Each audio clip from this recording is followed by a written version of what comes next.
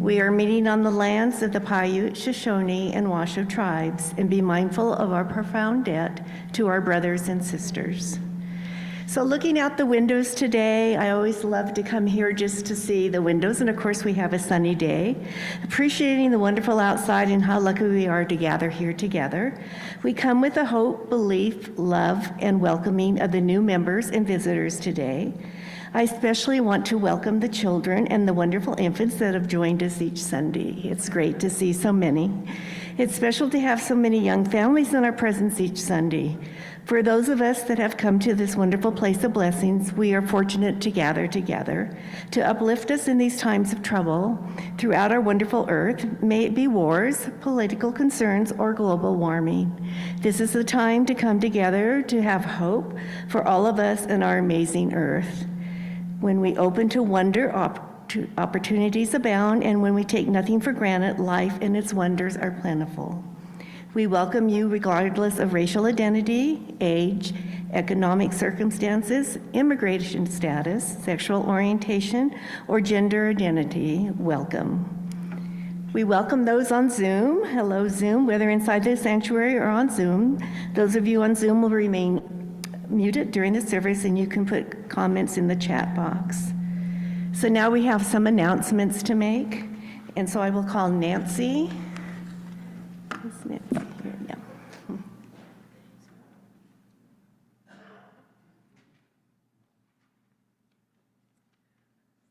Good morning. I'm Nancy Oakley. I'm one of the co-presidents with Linda Bowman of the board. And a couple announcements. One important announcement is that immediately after our service is the congregational meeting to vote on supporting Kristen Famula in her or in being ordained later on. She is, was such a part of our fellowship for so long, and we want to vote in a supportive vote for her for this important experience. So just hang out, and you will need to sign in so that we know how many we have, but it shouldn't take that long. And the second important announcement I want to say is, as a representative of the board, we often comment amongst ourselves on how many valuable folks are out there doing so much work, and we don't always recognize. And so we've decided periodically to shout out another specific group of wonderful folks who are doing so much. We don't always know what's going on, but one group that is so instrumental in us not only continuing but thriving as a fellowship and creates this sacred hour every week for us, shows up every week to inspire, to entertain, to inform, to help us get through the week, and that is our worship associates. And I just think, led by Zia Mara and coordinated with Nathan, who oversees it. I know we have some of you out there. Could you raise your hand or stand up? And just let's give everybody, these guys. Yeah. They had a huge job to step into, and they're doing a wonderful job. Thank you so much. I want to mention one announcement of Joys and Sorrows card. Remind you to fill them out when you see them. They should be right in front of you. There's some in the back also. So the next announcement will be Daniel.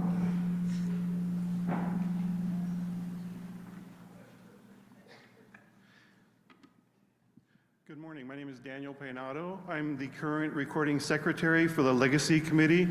I'm happy and honored to be serving on that committee with the chair, Linda Doral, with our new treasurer, Kathleen Burton. Sorry, I just lost her for a moment. Alan Fahrenberg is also one of our members, and we also have our newest member, Cindy Fogel. I'm here at the end of the year to make our typical standard year-end tax planning and pitch. Just wanted to give you a quick update on what's going on with the Legacy Fund. As you know, that fund has been created as an endowment fund to continue over time to help provide some particular resources for some very particular needs here in the fellowship. It's not for ongoing operating expenses of the fellowship. It's not part of the regular budget. It provides some special above and beyond needs that that can help enhance and put forward the mission of the fellowship.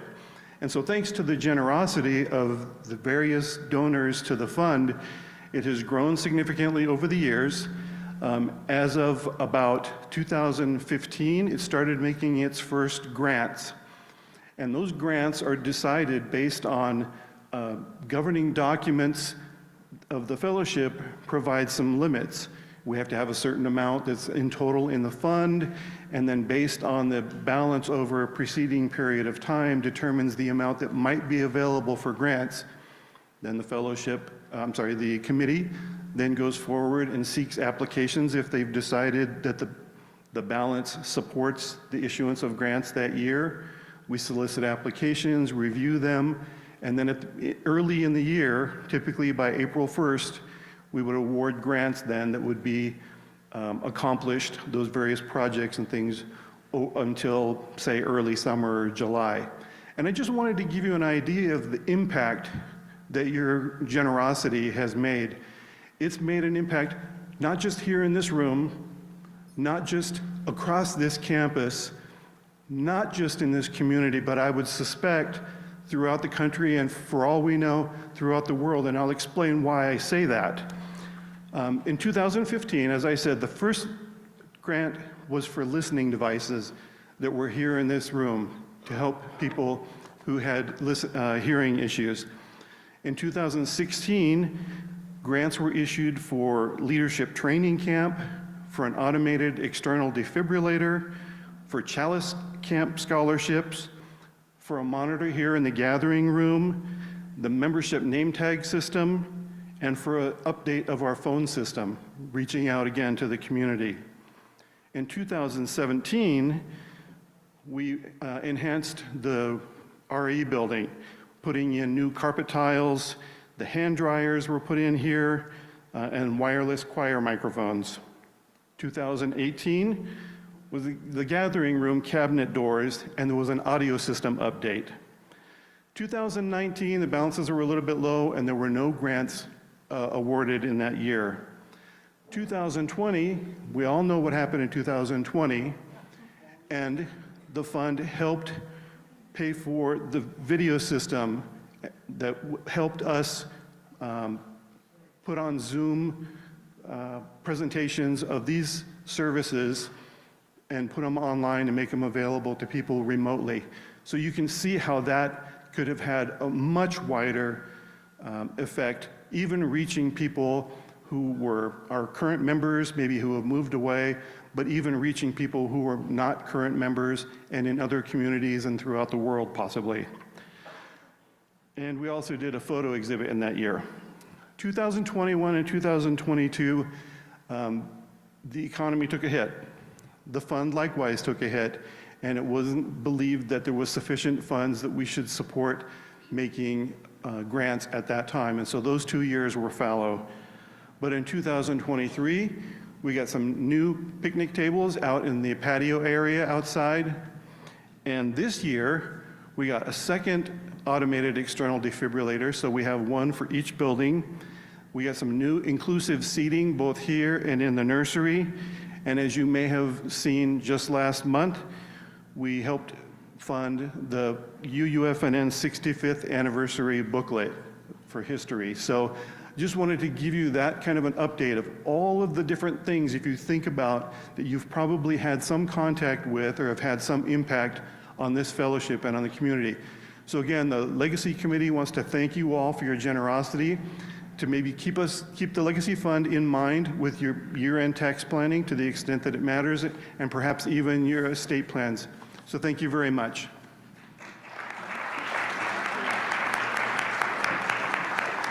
We have one more announcement. Lois?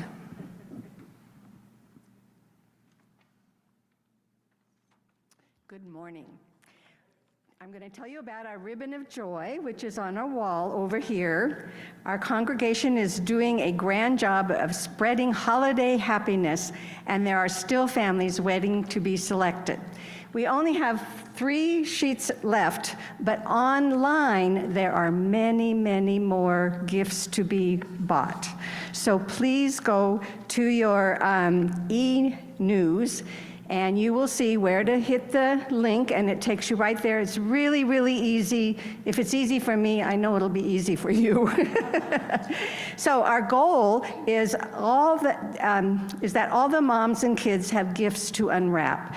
You could be the one to get Aaliyah a baby doll, or maybe Miranda a set of pots and pans, or Moises some toy cars. Please visit the sign-up website soon, because they only have 8 more days before we are going to deliver our wrapped gifts to WACS, W-A-C-C-S, on December 16th or 17th. And this is all in our e-news, so please go to your e-news and take a look at that.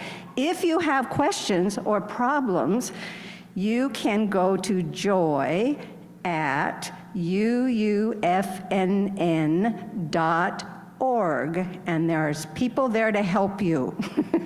So please follow up, because we would love to have all of our gifts bought and taken and wrapped for these wonderful families. My next announcement is next Sunday is our next fun dinner. It's Family Unitarian Universalist Night, and this is our 4th one, and we will be serving dinner for all of our families with children. They get to come for guests. They do not have to bring anything. It's from 5 to 7. And if any of you would like to join us, you may join us, but you must bring something to share for the dinner. So that is going to be next Sunday, 5 to 7, family fun. See you there. So now it's the greeting time. Now take a few moments to greet one another. We ask all to respect wishes of each other and social distancing as preferred. Please welcome each other. I will start the singing bowl when we are going to be finished.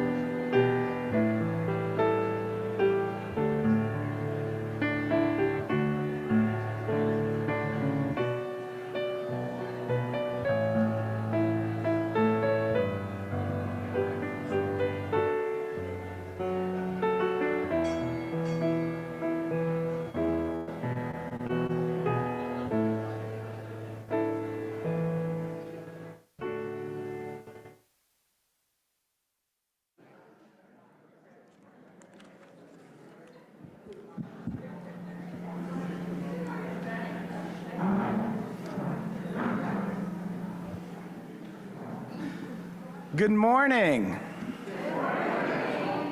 My name is Nathan Bakken. I use they, them pronouns, and I'm the Director of Congregational Life here at UUFNN. And I'm going to try to move the microphone to get a little less feedback. Okay. Our theme for the month of December is mystery. And to open us into our sacred hour, I'm going to read a poem by the Reverend Dr. David Breeden. And as I read this poem, I'm going to invite Jackie to come up and light our chalice.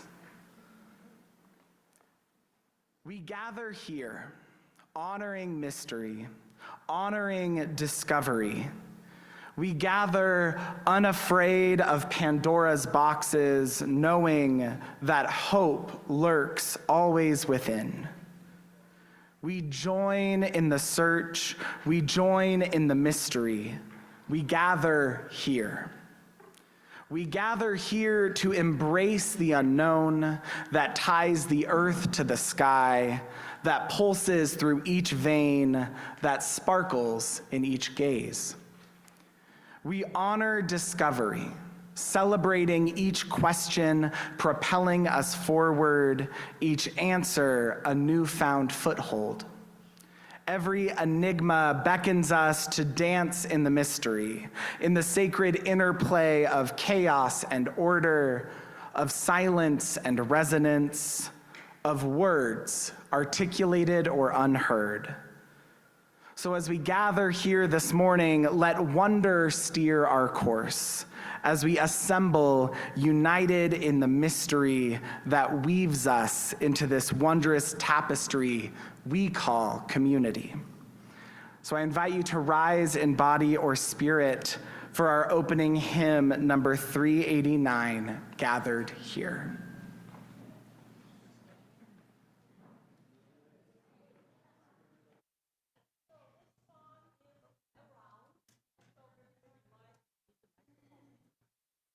This song is around, and we will divide the congregation. But we'll all sing it together first, twice here, and then we'll have people at various times, and I'll tell you when to start and when to stop. All right? Okay.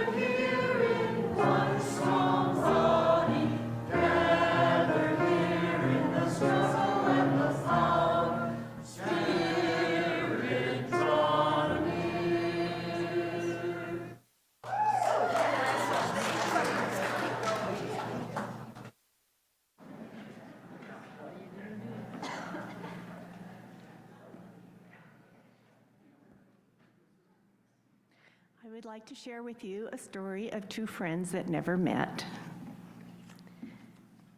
Continuing our theme for the month of December of mystery.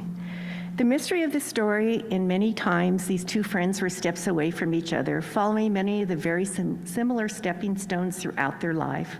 This story was established by two newfound friends that had the pleasure of meeting at UUFNN. Brought together through the wonderful friendship of a mutual friend, shared the same tragedy that seized the health of these two friends.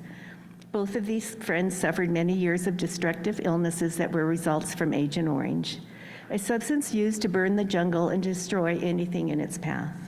These soldiers were fighting to help save the continuing freedom of South Vietnam and diminish the spread of communism from North Vietnam and groups within South Vietnam to the other Asia countries. I would like to share our story of two brave young soldiers, both of young age, that braved the endless and sometimes uncertain war of Vietnam. They were 19 and 23 when they endured the start of their duty of months in Vietnam.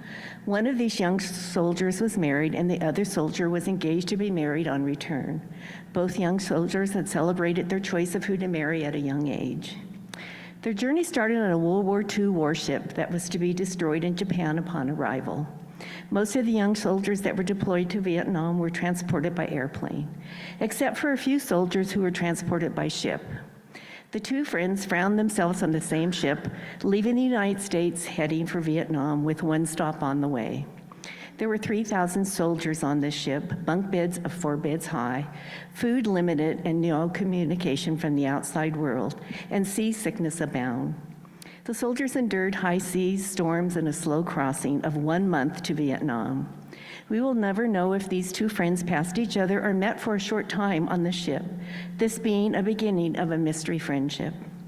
As the friends arrived in Vietnam, there was a placement of these 3,000 men to be deployed to different regions of Vietnam.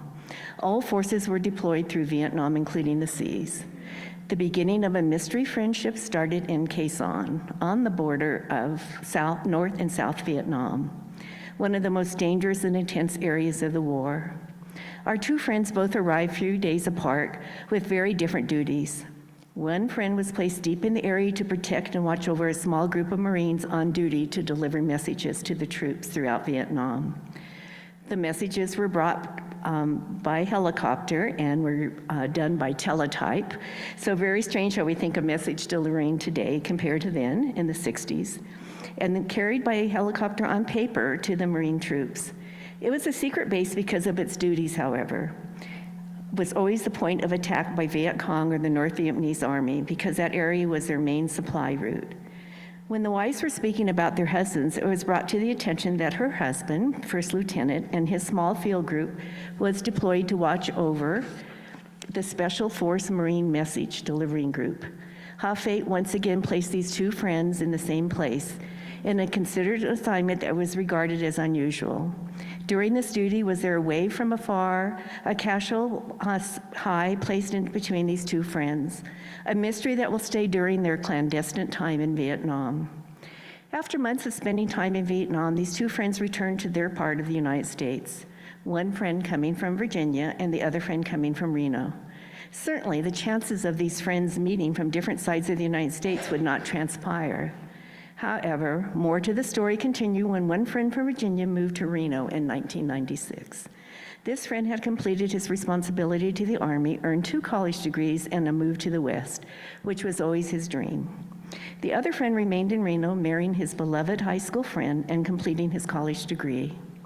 Stepping back in time, there were still more places that these two friends could have seen each other in several other places.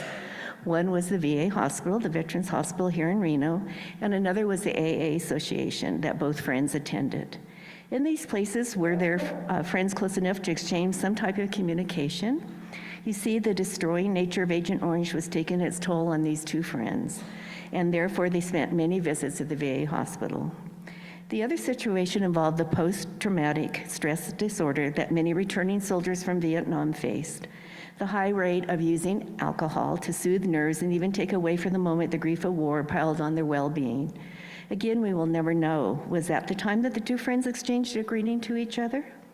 As the mystery story continues, one friend spent his weekend fishing the Truckee River. Of course, the deepest hole in the river was a great find. Again, the two friends became close to each other. One friend lived on the river. His backyard was in line with the deepest hole of the river. Was a smile delivered at that time to each other? As we continue the story, both friends were able to overcome alcoholism to accomplish great honors. One friend was a stamp collector, and he winning many titles, some of which included gold medal, American National Gold, National Silver, and national collections of the Mexican stamps. The other friend became a consistent runner, with his biggest achievement was finishing the Western States 100 running race. Often stressful times promote high achievement in later life. Both friends were enduring to children and gathered many children to mentor along their way. They both were fathers to wonderful dogs. One friend raised 11 dogs, and the other friend had 10 dogs. They each were married to their wives for over 50 years. We will never know if these two friends ever did meet. There were chances of a lifetime, and that may have happened. We do know that their wives have become steadfast friends thanks to their friends in common. Yes, there were tears and food and glasses of wine to achieve the mystery. I can assure you, it is a true story. The glasses of wine may have helped with the tears. The two friends both lost their life 10 months apart due to the effects of Agent Orange. One friend passed away April 2022, and the other friend passed away February 2023. The pictures on the screen reflect the two friends.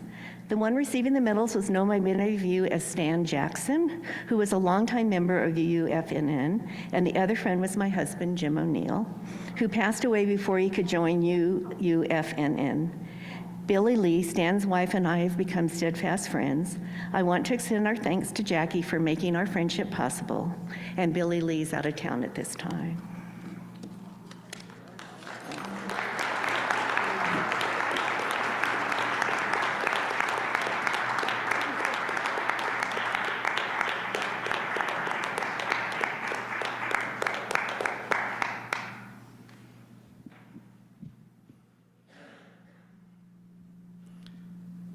When we announced that the theme for December was mystery, Linda came to me and said, well, I have a mystery of whether or not Stan and Jim knew each other over the course of their lives. We will never know. But what we do know is that this place brought their wives together months after their passings to find community, to find belonging, to find comfort. The mystery of our life holds us, even when it doesn't always offer us answers. So as we move into this moment that we call our time for joys and sorrows, I want to invite you to take a moment to kind of rearrange in your chair, resettle, maybe move your feet a little bit, move your neck or your arms. Find a place of center for you. One of the greatest mysteries in our life is that we are able to hold complex things.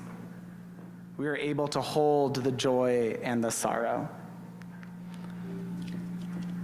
So as we come together this morning to give witness, to give prayer, acknowledgement, to the joys and sorrows of our community,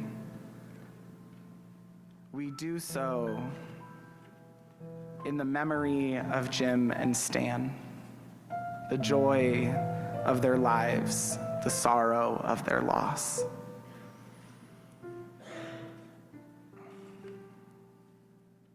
As a community, we hold Dominique Francis, whose cat of 12 years passed away this week, whose name is Mr. Cat.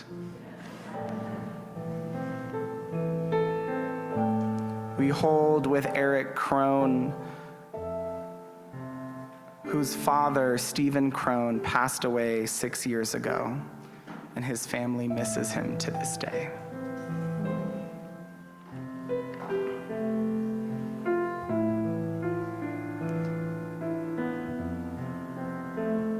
We come together in celebration with Carol and George Johnson, whose daughter Sarah is turning 31 years old on Friday the 13th.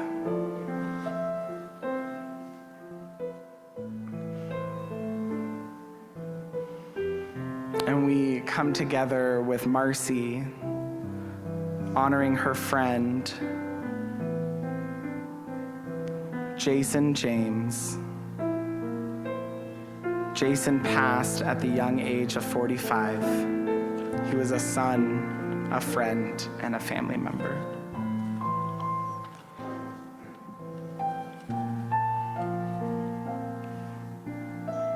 And we join Bill and Cindy Fogel in celebration of their son, James Fogel, whose birthday is also Friday, December 13th.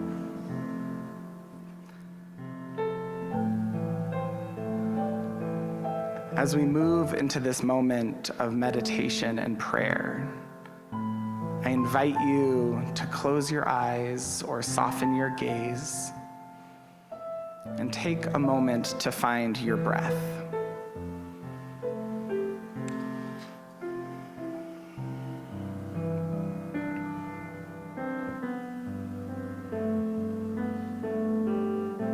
Breathe into the mystery of our life.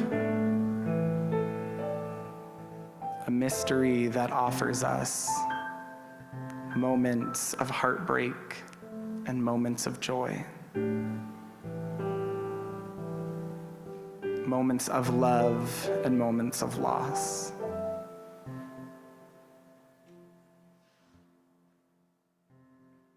A life that asks us to hold all that we experience with two hands.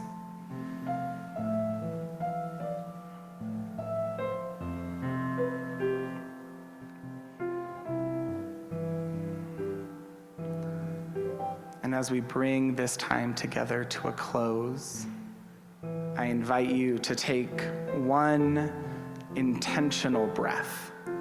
It can be as deep or as shallow as you need in this moment. For our breath is always the first prayer our body learns to pray. Amen, and blessed be, and namaste.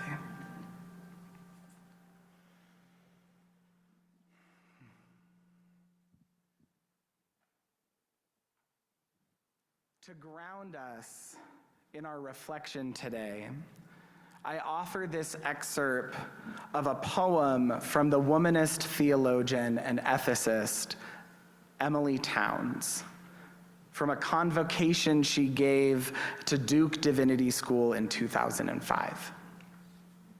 Towns writes, "Ultimately, I believe that somewhere deep inside each of us, we know that perhaps the simplest yet most difficult answer to the challenge of what will we proceed to do with the fullness and incompleteness of what we have brought to this time and place is to live your faith deeply."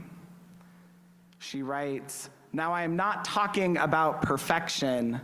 I am talking about what we call the everydayness of moral acts. It is what we do every day that shapes us and says more about us than those grand moments of righteous indignation and action. The everydayness of listening closely when folks talk or don't talk to hear what they are saying. The everydayness of taking some time, however short or long, to refresh ourselves through meditation or prayer. The everydayness of speaking to folks and actually meaning whatever it is that is coming out of our mouths. The everydayness of being a presence in people's lives. The everydayness of sharing a meal. The everydayness of facing heartbreak and disappointment, the everydayness of joy and laughter, the everydayness of facing people who expect us to lead them somewhere, or at least point them in the right direction and walk with them. The everydayness of blending head and heart. It is the everydayness of getting up and trying one more time to get our living right. It is in this everydayness that we, the people, are formed, and we, the people of faith, live and must witness to a justice wrapped in love that will not let us go, and a peace that is simply too ornery to give up on us. When Linda first told me the amazing story that she shared just a few moments ago, I remember thinking, life works in mysterious ways. That all these moments build and build into a potential so that two people may find a mysterious moment of connection, coincidence, delight, and comfort. It is one of those mysteries that need not be solved. Linda's story brought me back to this poem by Dr. Townes because it is by the everydayness of Jim and Stan's lives that led to the discovery of this beautiful mystery. They weren't doing anything particularly planned to give their wives this experience of connection. They simply lived their lives, and an unexpected fruit of their labor was found. Now, I can imagine some folks in this room looking at me and saying, Nathan, but what do you mean when you talk about mystery? For many of us, myself included, the word mystery, when it's spoken out loud, the first image that pops in my mind are the Saturday mornings I spent watching Scooby-Doo cartoons. Or the book reports I did on Nancy Drew and the Hardy Boys. That is to say, for most of my childhood, mystery was just another word for problem to solve, or situation to understand, or a story that demands a surprising but always necessary conclusion. But that is a fairly recent and modern secularized definition of the word. The mystery that we're speaking about today has roots long before Scooby-Doo. Mystery, for most of its existence, has been understood as a spiritual or religious belief regarded as beyond human understanding. Those aspects and elements and experiences and questions of our lives that don't actually have an answer we can put language to, but we know are important and meaningful. The word mystery, because I love etymology, comes from the Greek mysterion, which is derived from the Greek word maieo, meaning to learn or to teach a secret. And that word comes from the Greek word muo, meaning to shut one's mouth. A mystery is the interplay between asking a question and being quiet enough to receive an answer. To know when to express a secret or a piece of wisdom and when to hold it silently to yourself because the timing isn't right. A mystery pulls us into experiencing life's questions rather than just seeking its solutions. Linda and Billy Lee's mystery is mysterious to me because it inspires me to wonder at all the little everyday things that had to occur and be built upon in order for this mystery to be found. These little everyday mysteries that we don't realize in the moment are even mysteries. That at the moment of their own happening, we do not realize these events are going to shape relationships with people we don't even know yet. The everyday mysteries is what led me to Dr. Towne's poems. The everyday mystery of listening closely when people talk or don't talk to hear what they're saying. The everyday mystery of taking some time, however short or long, to refresh oneself with prayer or meditation.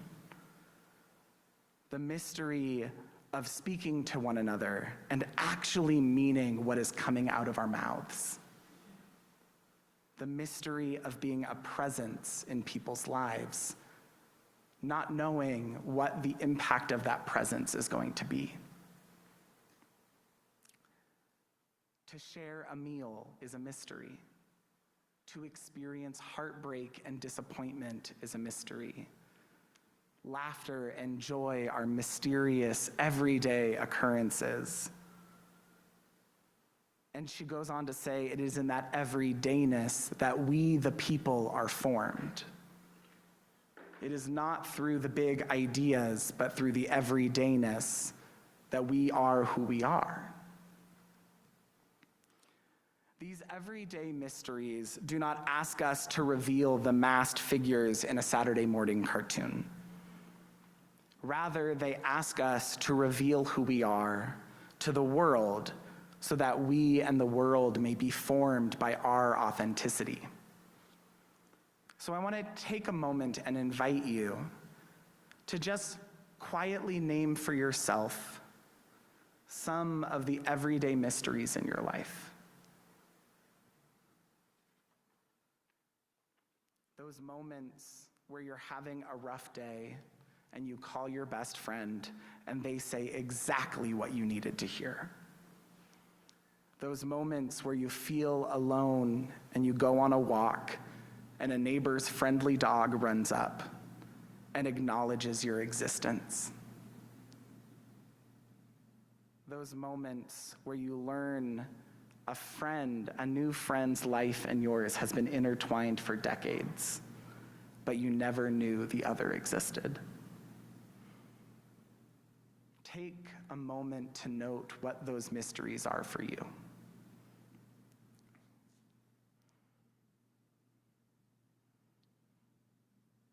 And in the spirit of that ancient definition of mystery, I invite you to keep those to yourself.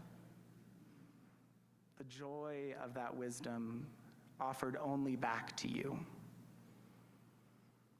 It is the simple, mundane, everyday mysteries that have impact.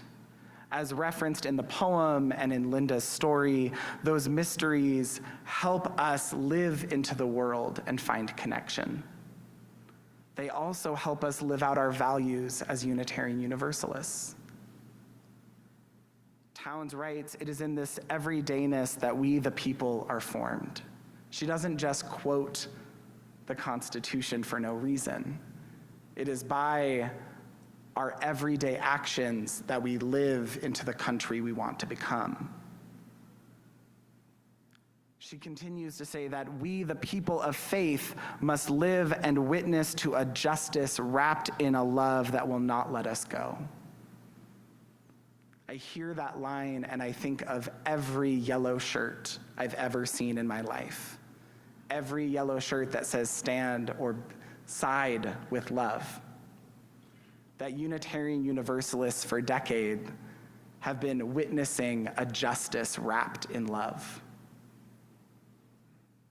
And she concludes with a peace that is simply too ornery to give up on us.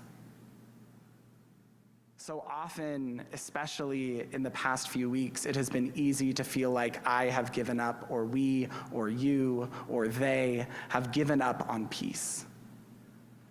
To dare to say the mystery of peace is actually that peace isn't giving up on us. You can abandon peace all you want, but peace is not going to abandon you.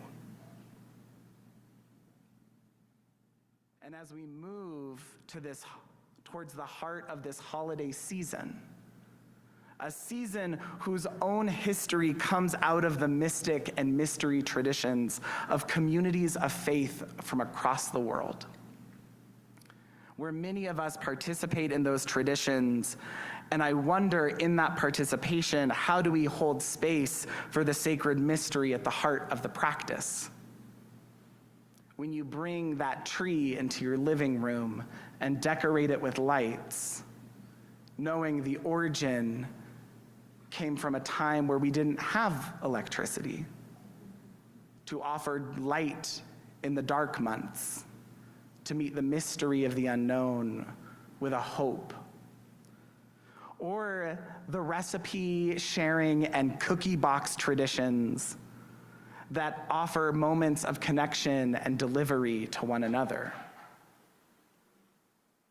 The candles lining a menorah, waiting for that first night to bring light to a family, to a home, and to a community. Those gifts that we've received that do not just fulfill a want, but become an heirloom or a treasured reminder of a relationship. To the stories we tell, the movies we watch, and yes, I am saying that A Muppet's Christmas Carol is a sacred mystery. How we move through the everydayness of this season, because this season asks us to move a little bit differently than other months. We are moving towards the heart of this great season of mystery. And instead of building towards the 24th or the first night of Hanukkah or those days in your families that are sacred traditions just for you, this season actually asks, what does it mean if we break it all down to every day? We're not building to one giant moment, but we're living the mystery every day. Because it is in the everyday that we, the people, are formed. That we, the people of faith, live and witness to justice wrapped in love, to a peace that is too ornery to let us go. That is the mystery I pray will hold us and carry us out of the holidays and into the new year. Amen, and blessed be, and namaste.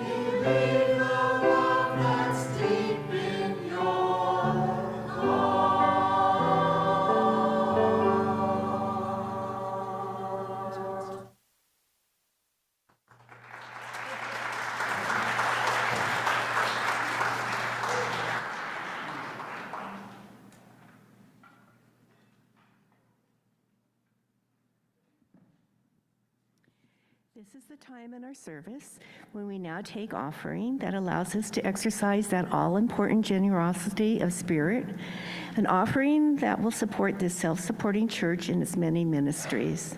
The gifts of the congregation will be most gratefully received. Here at UUFNN, each month we also give folks an opportunity to share our generosity by sharing with designated nonprofit. The share plate for the month of December is an organization called Achieve Tahoe. And we are lucky to have Sophie Moeller to come and tell us about a little bit more about the Achieve Tahoe.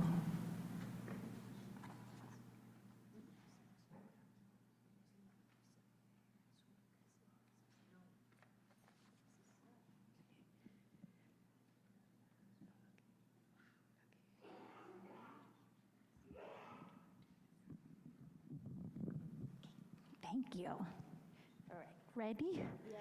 My heart's pounding. Is your heart pounding? Okay. Hi, everybody. Good morning. How are you? Good. I have 3 to 5 minutes, so I'm going to squeeze every bit of those 5 minutes that I can get. So I'm up here today to talk to you about Achieve Tahoe. I've talked to you about a few other things before, but Achieve Tahoe is an organization, and we are dedicated to building health, confidence, and independence in people with disabilities. Who here loves the outdoor? Yes, we got it. We got jazz hands for that. We got it. Yay. Who here loves the outdoors? Who feels better when they get outside? Who feels amazing when they're in the sunshine, and a little mystery when we see it snow outside?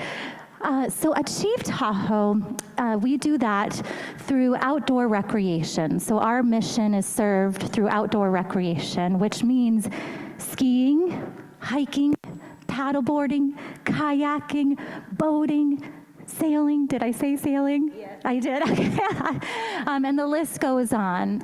It can be really tough to access outdoor recreation, especially in Tahoe. So our mission is always, how do we make a more inclusive Tahoe and offer that to everybody, right, Erin? Yes. Okay.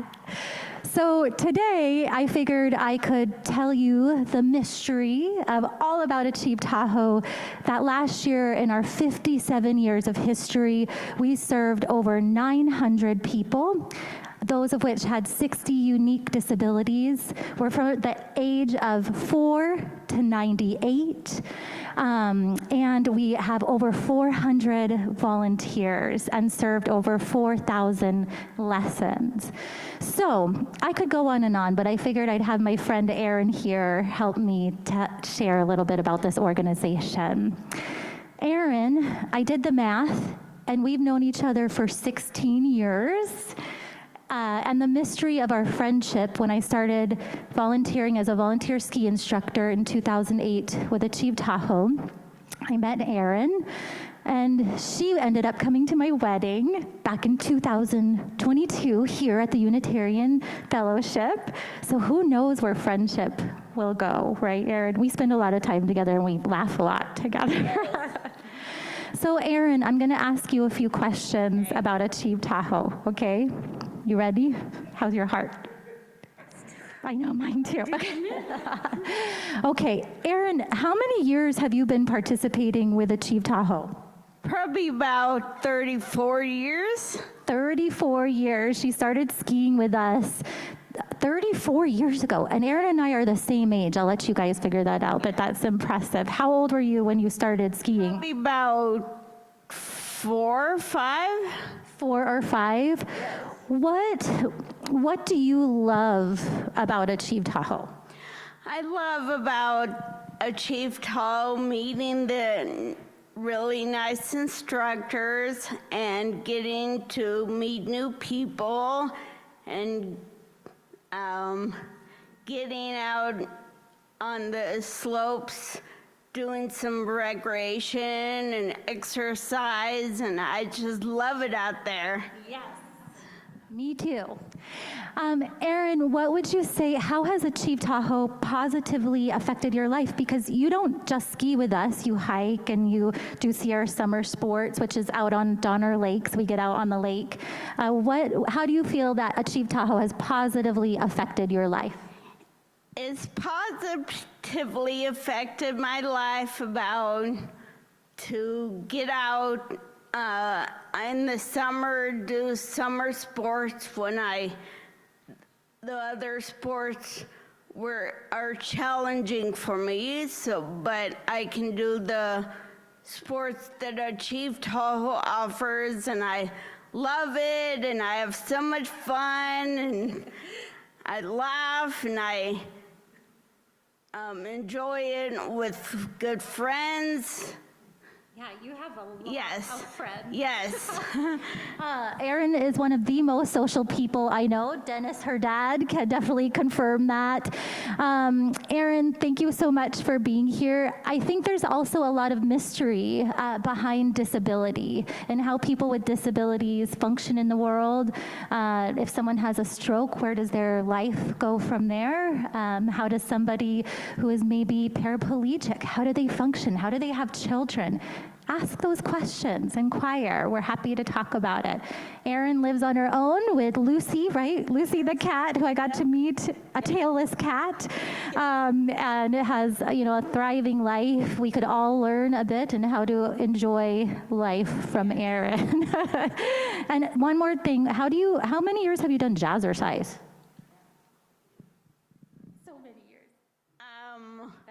Quite a few years. I can't even remember. Yeah. 12 years or so, 13 years. So please get outside, check out this wonderful organization, and support Achieve Tahoe. Thanks, Erin. You're welcome. Thank you. I'm gonna put this back. I'll help you with this. Thank you.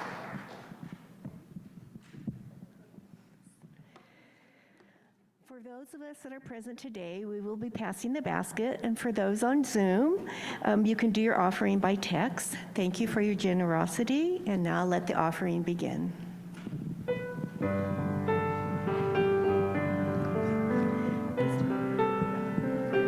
From the top, like this.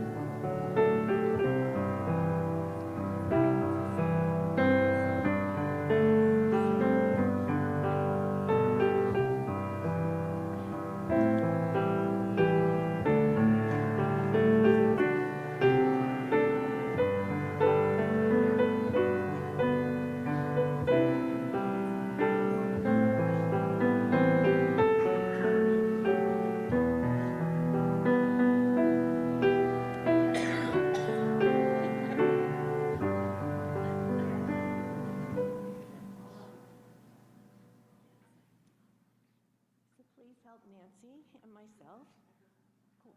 Please help Nancy and myself to the world of fellowship, which is helping people hope and love, faith, justice, and joy. We dedicate ourselves, and these are our offerings. Thank you.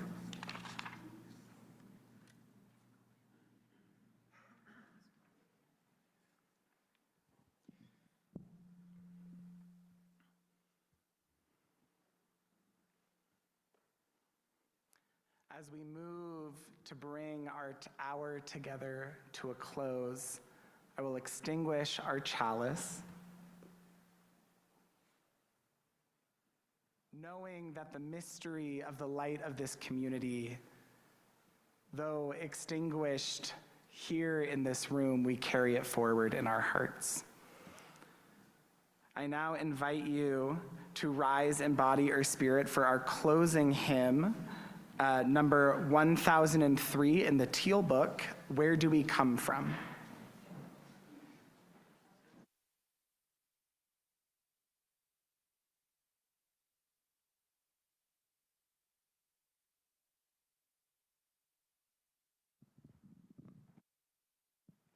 Again, we have a round. So listen carefully, and if you make mistakes, no problem, because as you know and have observed, I make as many mistakes as anybody else. So it's a community here, and a community action. So we're all going to sing, Where Do We Come From? What Are We? Where Are We Going? 2 times. And listen to the piano first.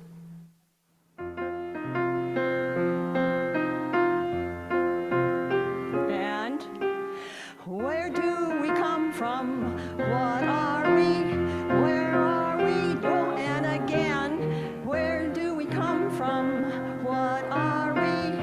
Where are we going? And this is sort of for low voices. So listen to the piano. Do we come from, and where do we come again? Where do we come from? And now this one is in the middle range, mystery. Here we go. Play it first.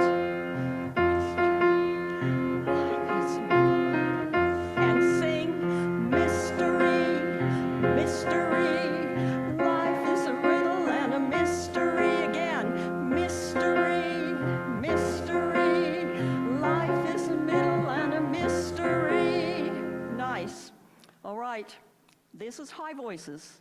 And where are the words for that? Where do we come from? Okay, play it on the piano, please.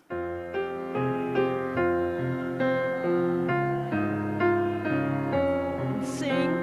Where do we come from? Where are we going again? Where do we come from? Where are we going? Now, you get to choose which line you want to do. And in the back row, we have someone that's going to, we're all going to say, where do we come from, et cetera, et cetera. And then the low voices over here will lead people that want to sing low. And this section in front is mystery, mystery. That's my favorite part, mystery. And then the higher voices go with that. No, they're not all up there at the same time, right? Not easy. So if you remember anything and want to go with one of these sections, we're all going to sing it together 2 times. Okay? All right. Here we go. Where do we come? Where do we come from? That's when I'm ready. But the rest of you, jump in. 1, 2, here we go. Where do we come from?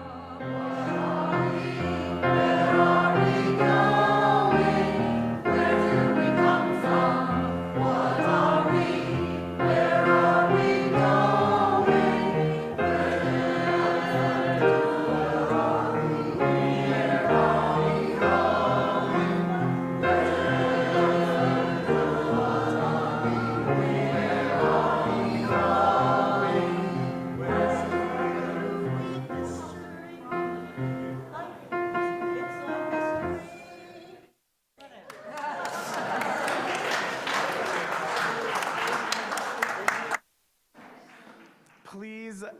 remain standing in body or spirit for our choral benediction.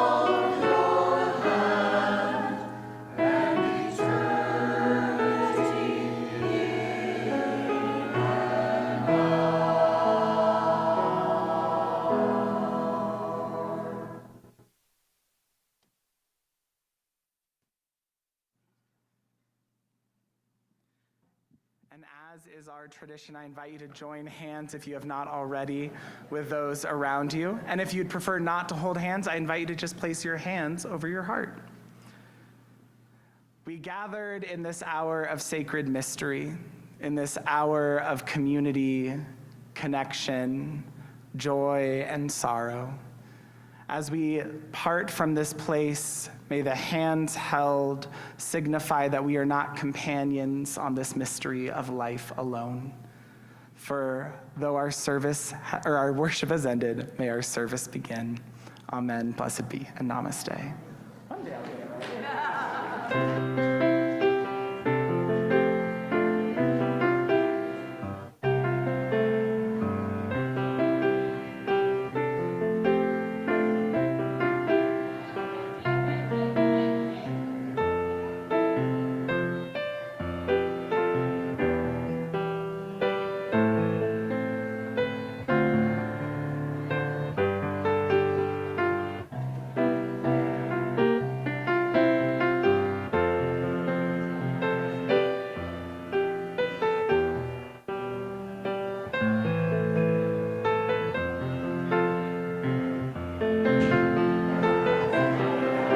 Just as a reminder, Marilee, just a second. Woo. Just as a reminder, we do have a congregational meeting right after service, so if you are a member of our congregation, please stick around. We will be voting in celebration for Kristen Famela's ordination. Thank you.